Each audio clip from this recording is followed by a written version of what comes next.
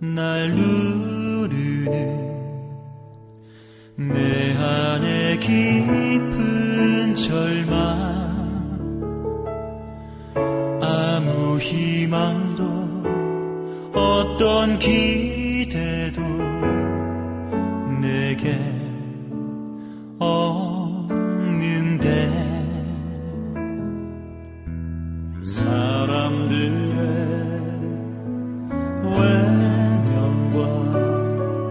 날 거절하는 눈빛, 아픈 상처로 짙은 어둠으로 깊이 빠져만 가는데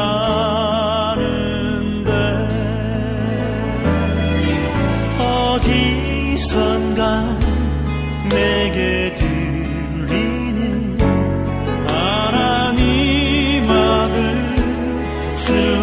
이야기,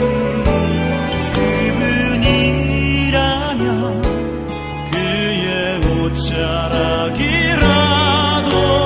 내 마지막 소망이니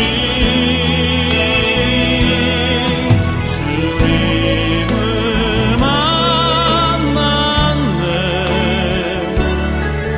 옷자락에서 전해지는 사랑,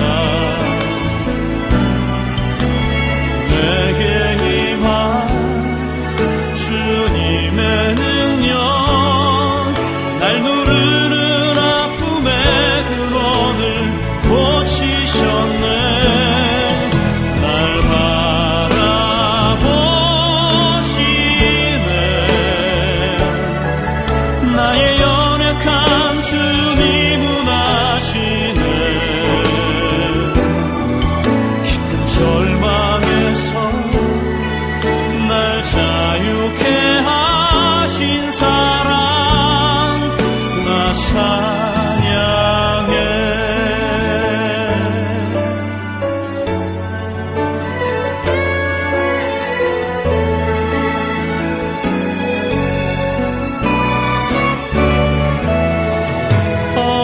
어디선가 내게 들리는 하나님 아들 주님 이야기,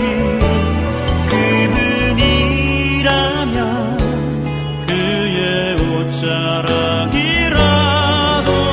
내 마지막 소망이니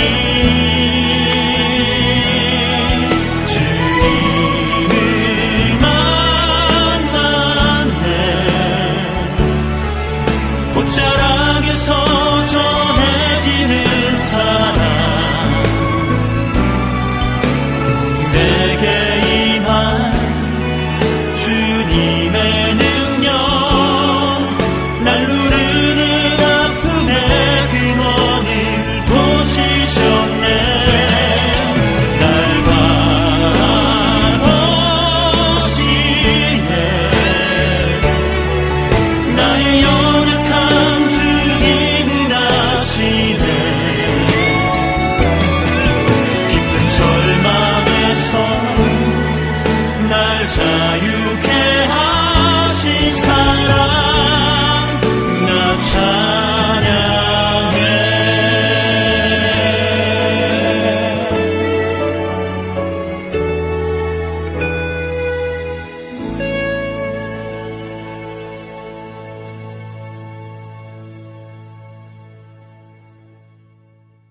출애굽기 20장 3절 말씀, 너는 나 외에는 다른 신들을 네게 두지 말라.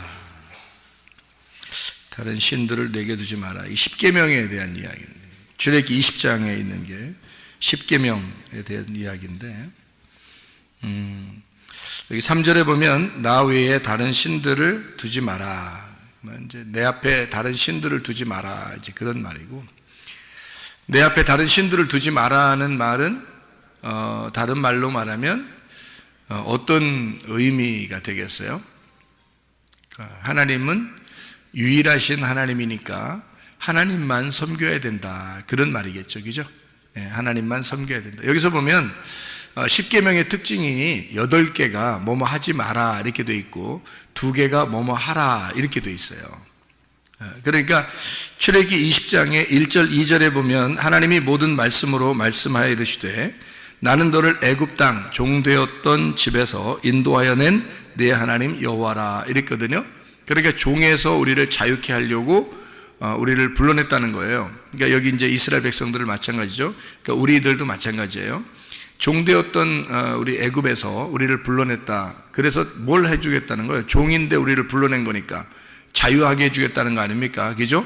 우리가 세상에 매여 사는 사람들을 자유하게 해주려고 불렀다는 얘기예요. 그러려고 십계명 준 겁니다. 그러니까 십계명이라는 게 우리를 억압해서 오히려 어떤 십계라고 하는 율법으로 우리를 억압해서 살게 하려고 한 게 아니라 그 십계명을 통해서 너를 자유하게 하는 모습을 보여주려고 한다는 얘기예요. 그러면 여기서 십계명에서 뭐가 하지 말라, 뭐가 하라 이렇게 돼 있다고요? 2개는 하라고 돼 있고 8개는 하지 말라고 돼 있어요. 여기 이제 십계명을 이렇게 보면, 그래서 2개 하라는 것은 뭐뭐를 하라고 나와 있어요. 출애굽기 20장에 여기 지금 1절부터 17절까지 말씀이 십계명에 대한 이야기거든요. 그리고 십계명에 대한 이야기에서 2개가 하라는 말이고 나머지는 하지 말라는 얘기예요. 그러니까 2개 하라는 건 뭐뭐를 하라는 거 나왔어요.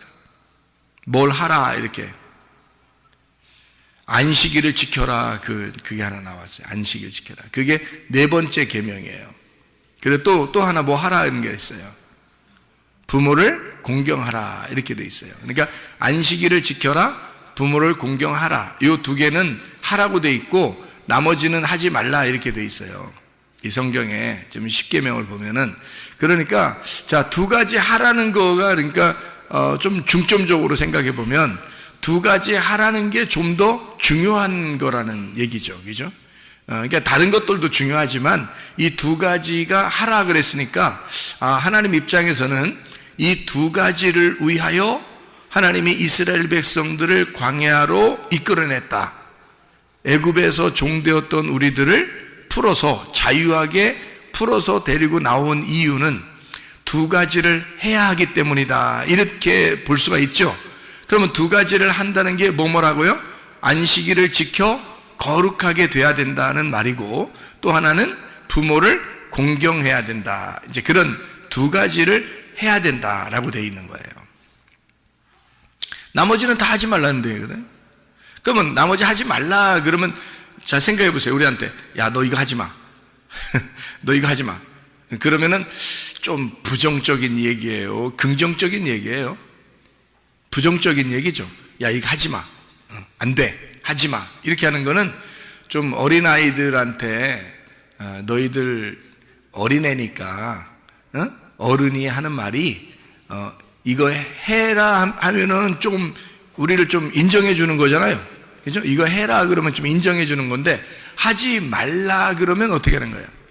인정해 주는 게 아니라 어린애처럼 보는 거잖아요. 그죠? 뭐뭐 하지 마 그러면 어린애들한테 그러잖아요. 그러니까 만약에 좀 컸다 그러면 어떻게 해요? 뭐뭐 좀 해 이러잖아요. 뭐뭐 하지 마 보다는 뭐뭐 해라 이렇게 말하잖아. 그죠? 큰 사람한테는 뭐뭐 해라 그러고 어린애들한테는 뭐뭐 하지 말라 그러잖아요. 근데 십계명을 보면 8개가 하지 말라고 돼 있어요. 그리고 2가지는 해라고 돼 있습니다. 그러니까 2가지를 하라는 거하고 나머지 하지 말라는 8가지하고 구분이 되잖아요.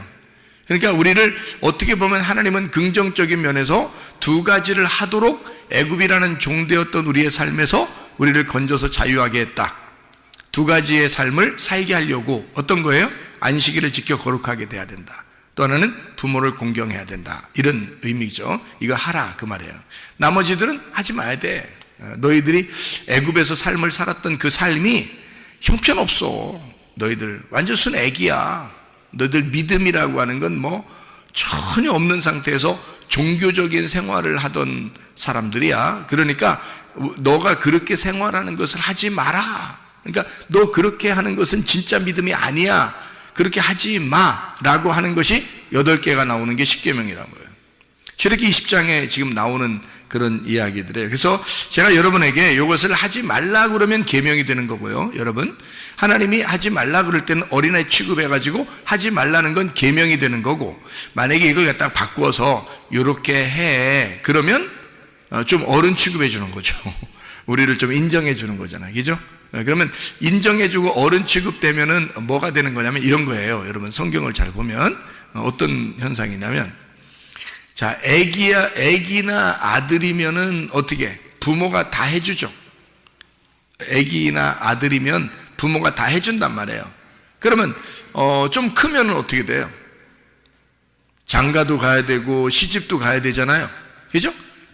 항상 어린애 같이 할 수는 없잖아. 그러니까 크면은 장가도 가야 되고 시집도 가는 거예요. 크면은 그렇다고요. 그래서 신랑은 신부를 위해서, 신부는 신랑을 위해서 내가 컸습니다 라고 하는 것을, 내가 컸습니다 라는 걸 인정하는 거, 내가 컸습니다 하는 걸 스스로 나타내 주는 게 장가를 가는 거고 시집을 가는 거란 말이에요. 그러면 장성한 예수님을 만나려면, 신랑 대신 예수님 만나려면 우리는 신부가 돼야 되겠죠. 그러면 신부가 어린애가 되면 어떻게 해요? 그러면 안 되지. 그러면 신랑이 좀 안 돼, 혼자 이상하잖아. 신부가 좀 이렇게 나이도 먹고 이렇게 어른스럽고 또 신랑도 생각할 줄 알아야 되고 그래야지 결혼하는 거지. 신랑을 하나도 생각하지 않는 그 어린애같이 막 개구장이고 이런 애가 신부로 이렇게 들어오면은 얼마나 복잡하겠습니까, 신랑이. 그러니까 신랑 대신 예수님이, 신부가 우리가 신부인데 신부가 이렇게 그 결혼해서 오려면 어느 정도 성숙해야 되잖아. 그래서 성숙한 사람들에게는 성경에서 어때요? 계명으로 이거 해야 돼, 하지 마 이렇게 하겠어요? 아니면 우리 서로 약속하자. 그래서 네가 약속을 지킬 수 있겠느냐? 약속을 지킬 수 있으면 그러면 우리는 혼인 약속을 해가지고 같이 이렇게 생활을 하자, 이런 말이 되겠죠.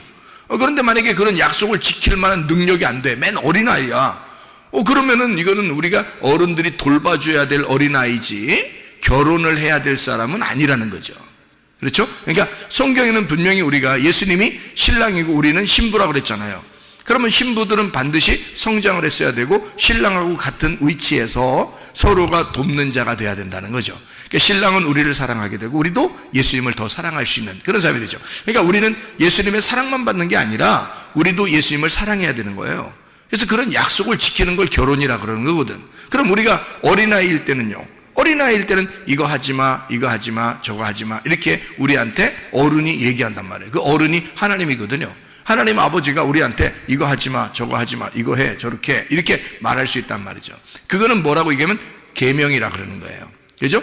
왜냐면 어린애를 살려주는 거죠. 계명은 그 어린애를 울타리를 쳐줘서 살려주려고 그렇게 말하는 거거든요. 그러니까 계명이라 그래요. 그걸 율법적이다, 계명적이다 이렇게 말하는 거죠. 왜냐면 어린아이니까 이거를 부모의 울타리를 쳐주는 거예요. 그래서 만약에 밖으로 막 어린아이가 뛰어나가면 어떻게 해요? 교통사고 날 수도 있죠. 그러니까 나가지 마, 그 사람들 어른들하고 같이 손잡고 길을 건너야 돼 이렇게 하잖아요.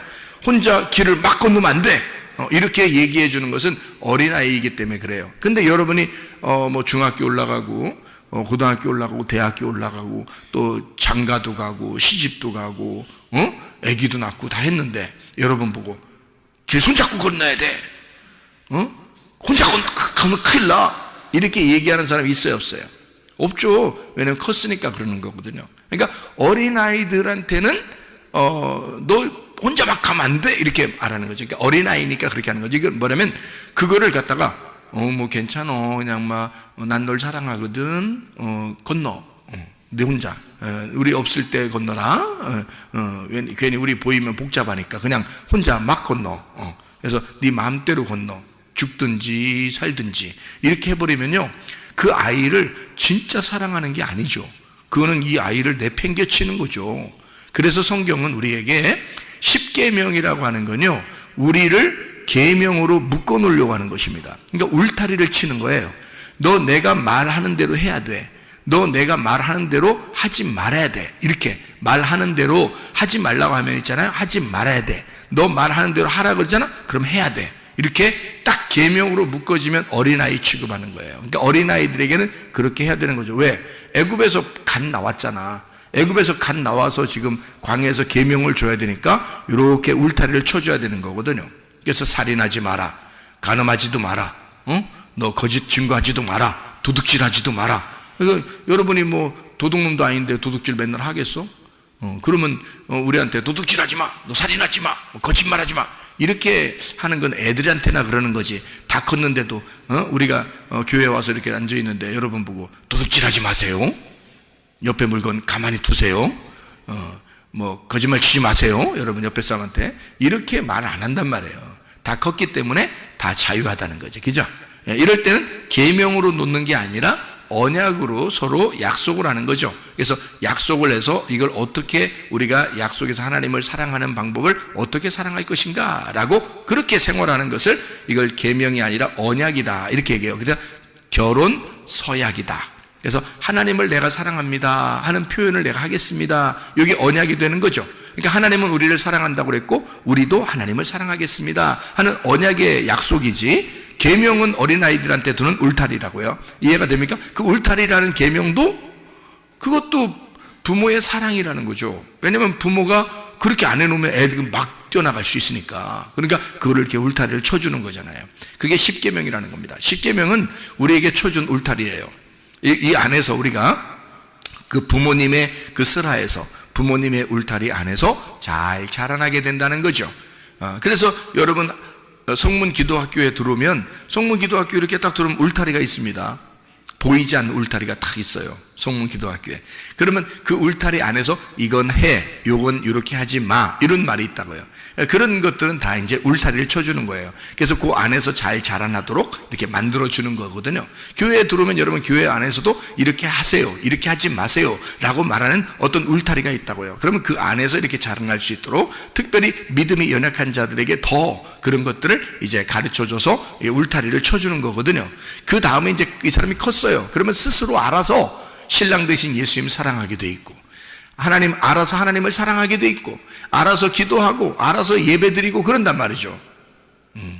누구 뭐 억지로 너 이렇게 하나님께 봉사해 그러지 않는데도 자기가 스스로 알아서 하나님 앞에 헌신하고 헌금도 하고 기도도 하고 예배도 하고 봉사하고, 뭐 김치 담그는데도 그냥 서로 자기들끼리 즐겁게, 목사한테 얘기도 안 하고 자기들끼리 즐겁게 김치도 만들고, 그죠? 그러니까 목사가 김치 좀 만들어주세요 이렇게 안 했는데도 자기들끼리 김치 좀 만들어야 되겠다고 자기들끼리 얘기해서 그냥 김치도 만들고, 근데 김치를 만드는데 이렇게 즐겁게 그냥 다 같이 힘을 합쳐서 즐겁게, 그리고 이제 김치 다 만들고 나면 왜 꼭 먹는 게 있잖아요.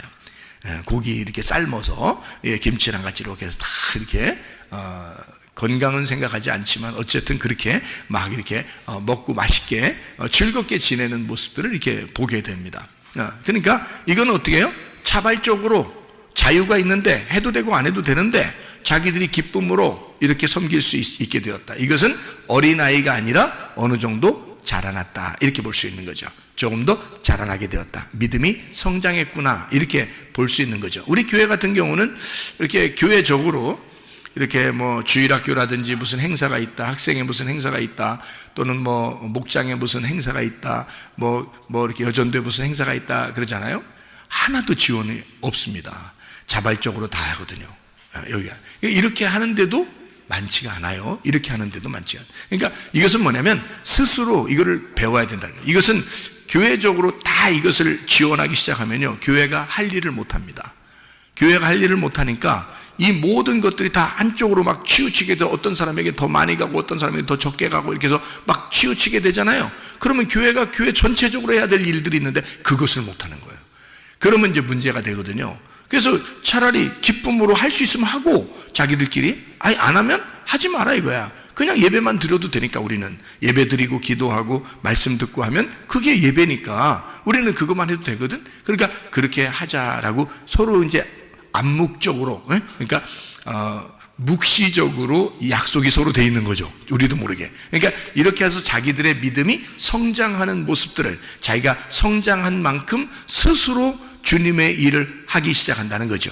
이것은 참 좋은 일이에요. 어떤 면에서는 참 좋은 일들입니다. 어떤 교회들은요, 교회가 오래됐어도 사람들이 신앙생활을 오래 했어도 순전히 교회에서 어떻게 도와주지 않으면 아무것도 안 하고 교회에서 도와주는 그 돈만 가지고 막 그냥 하려고 하는 그런 사람들이 꽤 많습니다.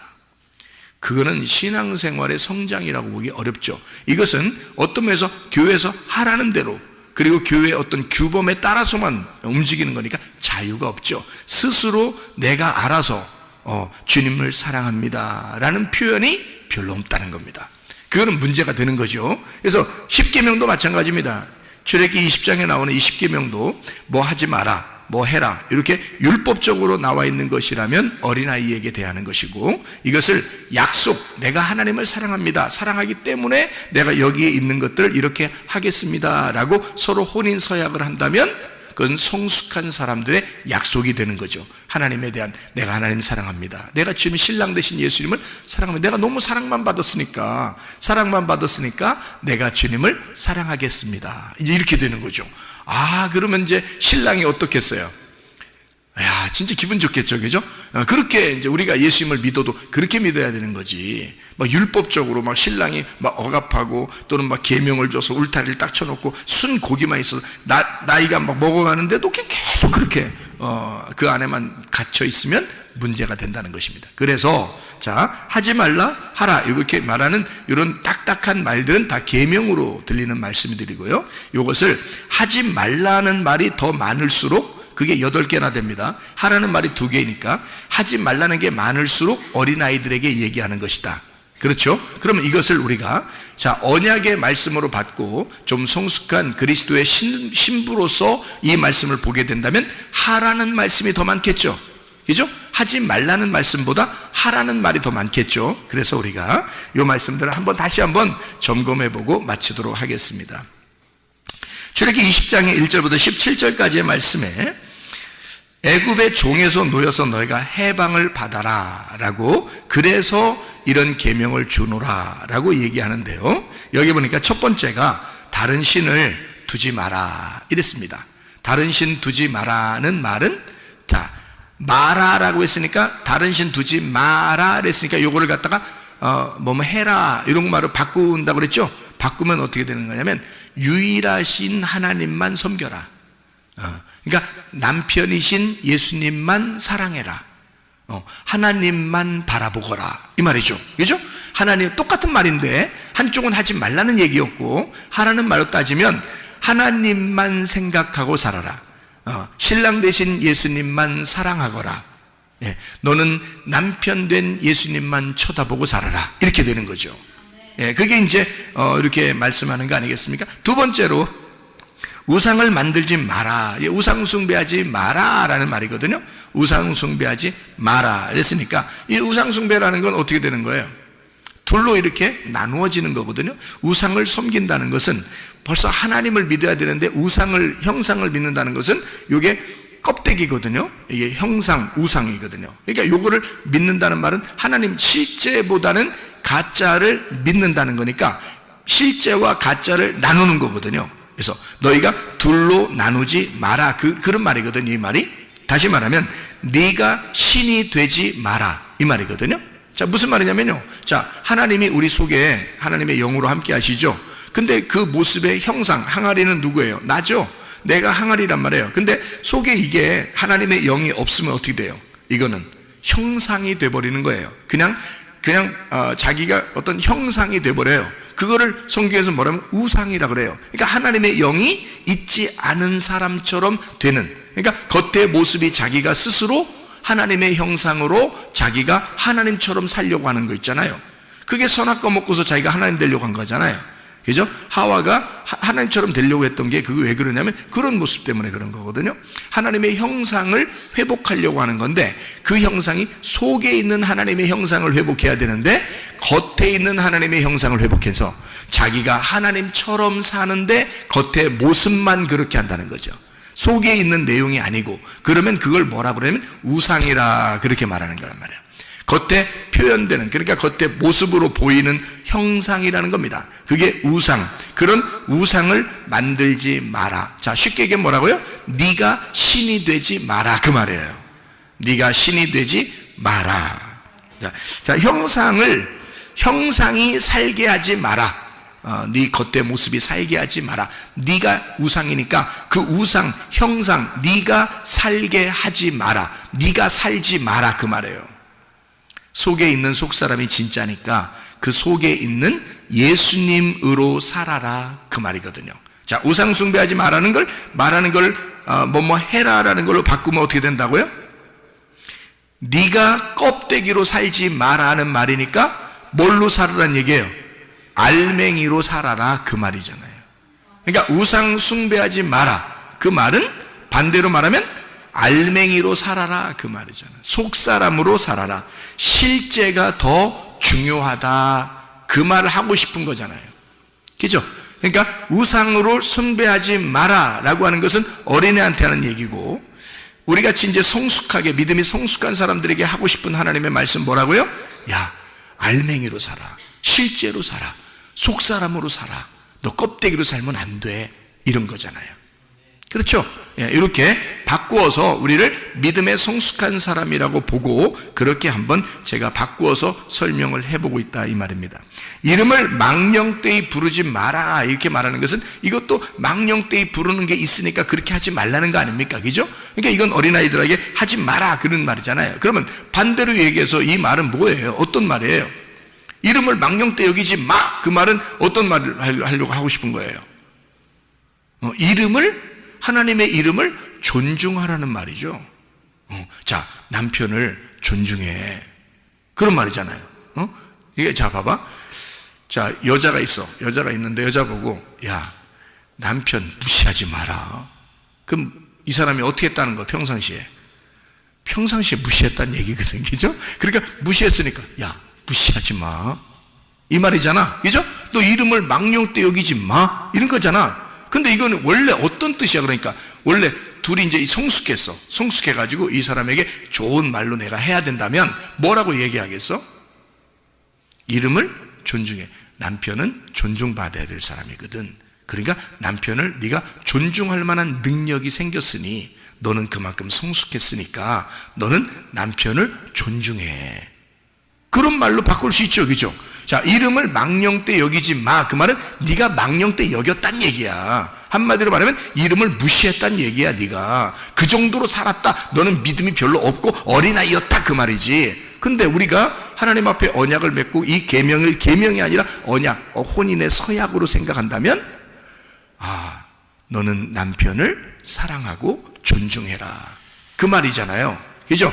이름을 망령되 여기지 마, 다시 말하면 그 이름을 존중하라, 그 말이거든요. 그럼 그 이름이 뭐예요?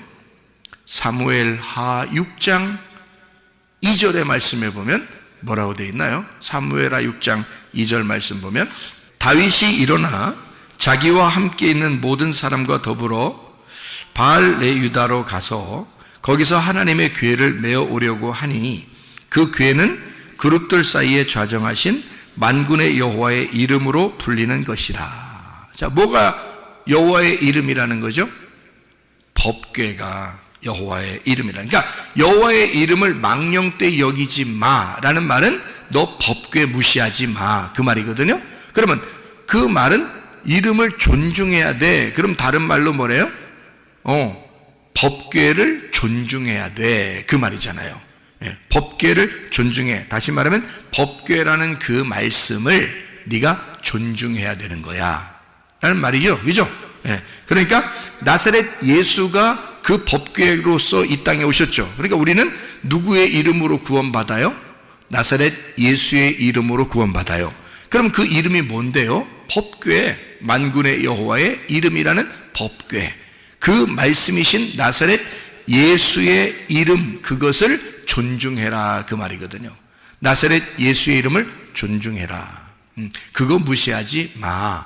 존중해야 돼. 이 말이죠. 반대로 말하면. 그죠? 예. 그러니까, 요게 이제, 이 말씀을 하지 말라는 말과 하라는 말로 우리가 잘 생각해 보면 이게 계명이냐 아니면 우리에게 언약이 되는 것이냐라고 하는 것을 할 때 어린애한테 얘기하는 거냐 좀 성숙한 신부에게 얘기하는 것이냐. 나는 여러분에게 믿음이 성숙한 사람으로서 신부는 어떤 이야기를 들어야 하나? 바로 어떻게 해, 이렇게 해. 이것으로 우리가 들어야 된다. 이것은 약속이니까. 근데 뭐뭐 하지 마. 이것은 일방적으로 어른이 어린아이에게 얘기하는 거란 말이에요. 그죠? 그럴 때는 계명이 되는 거죠. 울타리가 되는 거고 율법이 되는 것입니다. 그래서 어린아이들은 율법 안에서 자라나야 되는 거예요. 그죠? 그게 로고스예요. 그 로고스가 어느 정도 커가지고 이 로고스 말씀이 가슴에 들어오면 레마가 돼요. 그래서 그걸 경험하게 됩니다. 그러면 신부가 신랑을 경험하듯이 그 말씀을 깨닫게 되는 거거든요.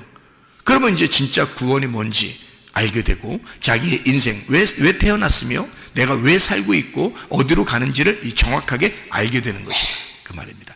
레마라는 말씀이 그런 거죠. 자, 여기 보니까 또 안식일을 지켜라 이렇게 말했거든요. 안식일을 지켜. 이건 하라는 말이에요. 이거는 그냥 지키면 되는 거예요. 안식일을 지켜라. 그러면 안식일을 지켜라는 말은 어떤 의미죠?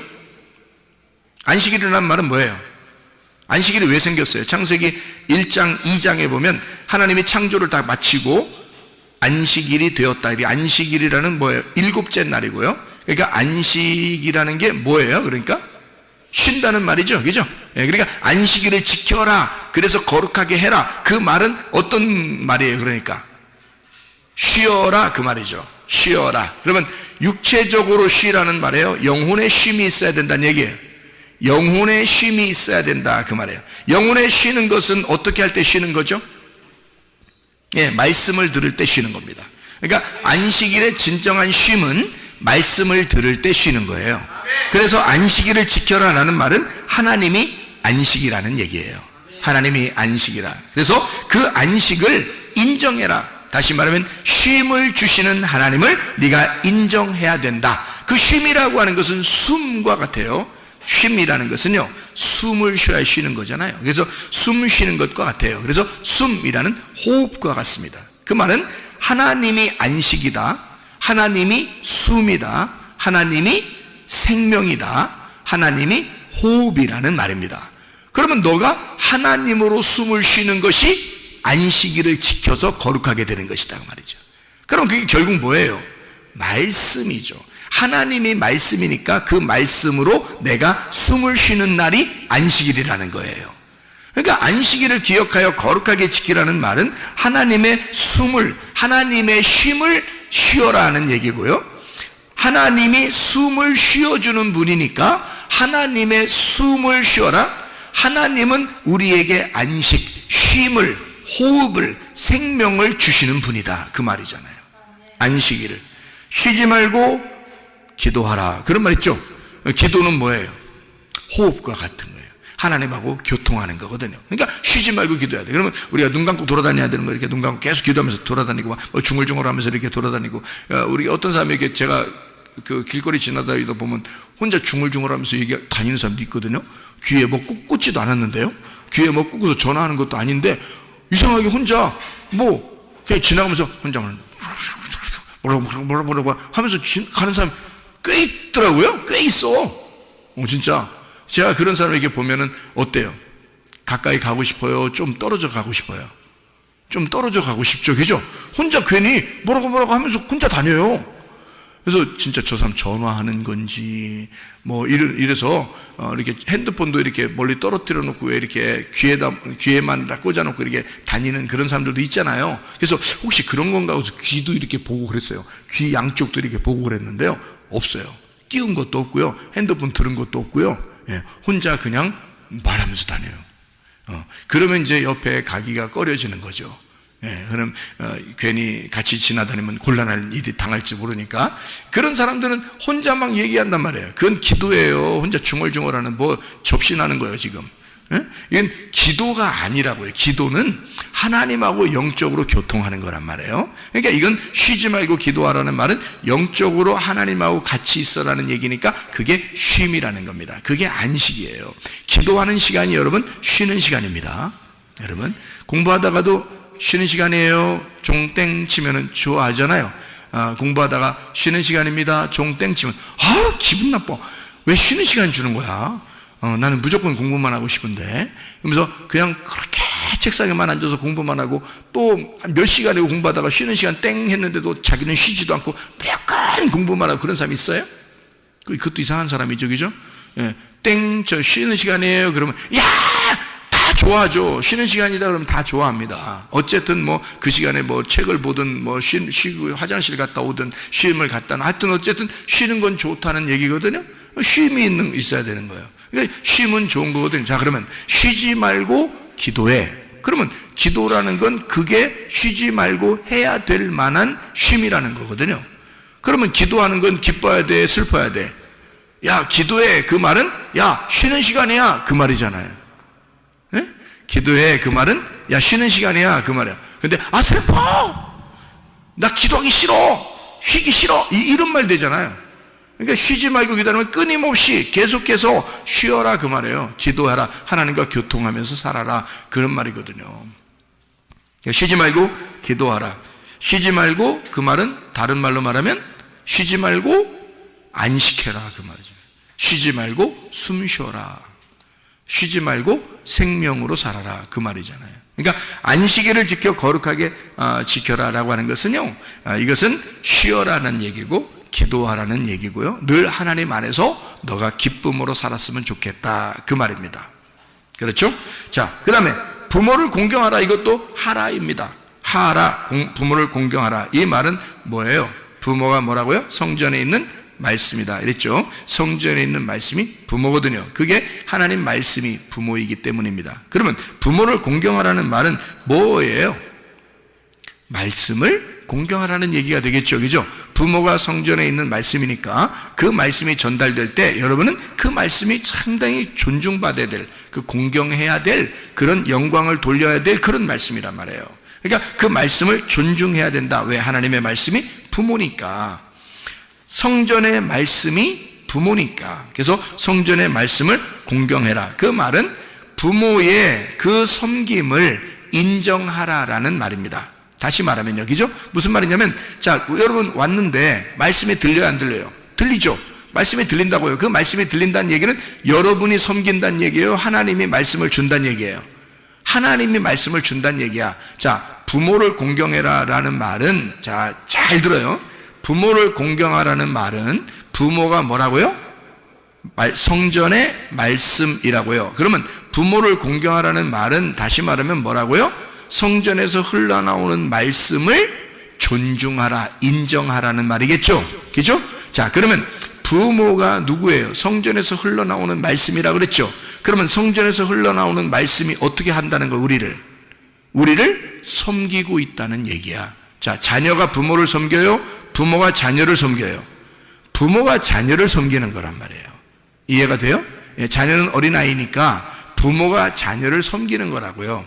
그래서 부모를 공경하라 그 말은 부모에게서 흘러나오는 말씀을 너는 인정하고 존중해라 라는 말이란 말이에요. 자, 무슨 말인지 아시겠죠? 그래서 부모의 섬김을 인정하라는 말이고, 또 다른 말로 말하면 부모의 사랑을 인정하라는 말입니다.